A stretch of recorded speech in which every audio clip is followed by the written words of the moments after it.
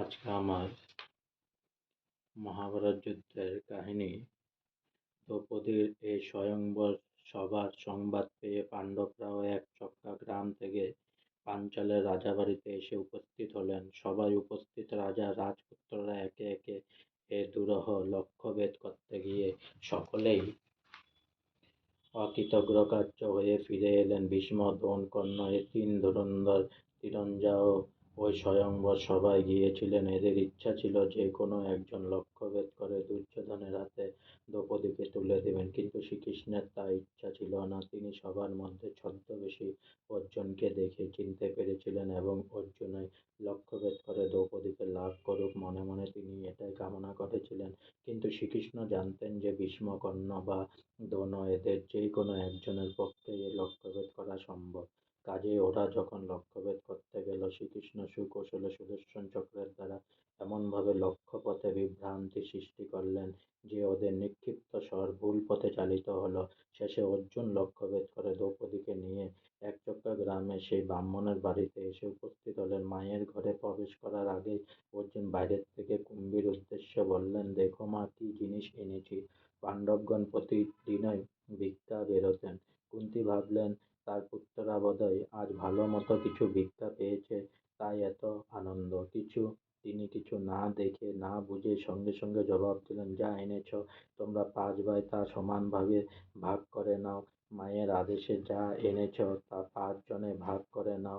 কাজে একা দ্রৌপদীকে 5 জনে বিবাহ করলেন। পঞ্চ স্বামীর স্ত্রী হলেন দ্রৌপদী। একজন অচেনা অজানা তপস্বী হল পরম আদরের দুহিতা দ্রৌপদীর স্বামী। এজন্য পাঞ্চাল রাজ বড়ই মনমরা হয়ে পড়লেন। তিনি তখন পুত্র ধৃষ্টদ্যুম্নকে পাঠালেন ওদের পরিচয় সংগ্রহের জন্য। ধৃষ্টদ্যুম্ন ওদের অনুসরণ করে একচক্রা গ্রামে গিয়ে ওদের সঠিক পরিচয় লাভ করে আনন্দে আত্মহারা হয়ে সেই সংবাদ এসে জানালেন পিতাকে। পঞ্চপাণ্ডব কন্যার স্বামী হয়ে জেনে তিনিও বড় প্রীত হলেন এবং তাদের নিজ প্রাসাদে নিয়ে এসে মহাসমারোহে আনুষ্ঠানিকভাবে শুভ বিবাহ কার্য সুসম্পন্ন করলেন। পাণ্ডবেরা আর গোপনে থাকতে পারলেন না। তাদের খবর সাধারণে প্রকাশ হয়ে পড়ল। ধৃতরাষ্ট্র সংবাদ পেয়ে পাণ্ডবগণকে হস্তিনা ফিরিয়ে নিয়ে গেলেন এবং সমগ্র রাজ্যটিকে দুভাগে বিভক্ত করে এক ভাগ দিলেন পাণ্ডবদের, এক ভাগ দিলেন নিজ পুত্রদের। কৌরবদের অংশের নাম হস্তিনাপুরই রইল, আর পাণ্ডবগণ তাদের অংশের নাম রাখলেন ইন্দ্রপ্রস্থ।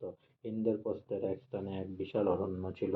সেই অরণ্য সাফ করে তারা সেখানে নতুন রাজধানী শহর গড়ে তুললেন। শহরের বুকে বিশালাকৃতি অতি মনোহর রাজপ্রাসাদ তৈরি করে যুধিষ্ঠির সেখানকার রাজা বসলেন। এই নবগঠিত শহরের নামকরণ করা হলো পাণ্ডবপ্রস্থ। এক স্ত্রী 5 স্বামী, সেজন্য স্বামীরা নিজেদের মধ্যে স্থির করে নিলেন যে একজন যখন নিজনে দ্রৌপদীর সঙ্গে আলাপ আলোচনা করবেন, তখন সে সময় অপর কোনো ভাই তাদের কাছে যেতে পারবেন না। এই নিয়মকে ভঙ্গ করলে সঙ্গে সঙ্গে তাকে 12 বছরের জন্য দেশত্যাগী হতে হবে। দেশত্যাগী হতে হলো অর্জুনকে। একদিন এক চোর কোনো এক ব্রাহ্মণের গাভী চুরি করে নিয়ে পলায়ন করেছিল।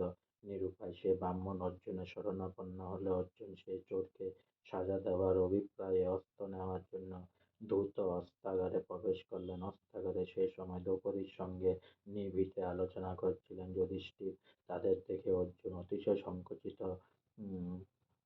সংকুচিত হয়ে পড়লেন, নিজেকে মহা অপরাধী বলে মনে করলেন। অতঃপর তিনি দেশ ত্যাগী হবার জন্য যুধিষ্ঠিরের নিকট বিদায় প্রার্থনা করলেন। যুধিষ্ঠির তাকে আশ্বাস দিয়ে বললেন, এই ঘটনায় তোমার কোনো দোষ হয়নি। দুষ্ট লোককে সাজা দেওয়ার জন্য তুমি তাড়াতাড়ি এক ঘরে প্রবেশ করতে বাধ্য হয়েছ।